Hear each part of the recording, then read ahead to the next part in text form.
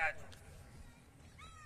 आदरणीय प्रधानाचार्य महोदय, मुख्य अतिथि महोदय, प्रबंधक महोदय, अध्यापकगण एवं प्रिय सहपाठियों, आज हमारा राष्ट्र अपना 76वां गणतंत्र दिवस मना रहा है।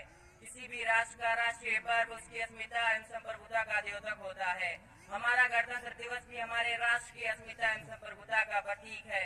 सैकड़ों वर्षों के संघर्ष के बाद देश के असंख्य नर नारियों ने अपने प्राणों की आहुति देकर देश को पराधीनता से मुक्त कराया। वर्तमान प्रजातंत्र उन्हीं के बलिदानों का परिणाम है, किंतु केवल राजनीतिक स्वतंत्रता से ही हमारा उद्देश्य पूरा नहीं हो जाता।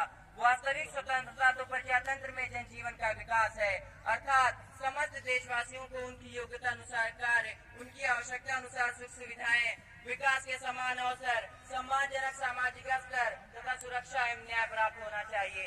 हमारा संविधान देश की परिस्थितियों का दर्पण है, जिसमें उसकी शासन व्यवस्था का रूप झलकता है। इसी कारण हमारे भारतीय सेनानियों ने देश को स्वाधीन कराने के प्रयत्न के साथ साथ अपने द्वारा गठित संविधान सभा द्वारा बनाए गए संविधान के अनुसार शासन की मांग की थी, जिससे देश में पूर्ण स्वराज की स्थापना हो सके। यह स्वप्न उस समय पूरा हुआ जब 1947 ईस्वी में कैबिनेट मिशन भारत आया। सन 1946 ईस्वी से संविधान के निर्माण का कार्य आरंभ किया गया। यह कोई साधारण कार्य नहीं था।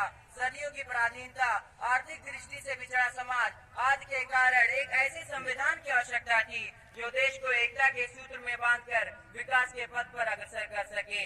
2 वर्ष 11 महीने तथा 18 दिन के अथक परिश्रम के बाद ऐसे संविधान की रचना की, जिसकी गणना विश्व के सर्वश्रेष्ठ संविधानों में की जाती है। 26 जनवरी सन 1950 ईस्वी को हमारा संविधान लागू किया गया। यही कारण है कि हम प्रत्येक वर्ष गणतंत्र दिवस मनाते हैं। जय हिंद, जय भारत, अस्सलाम वालेकुम।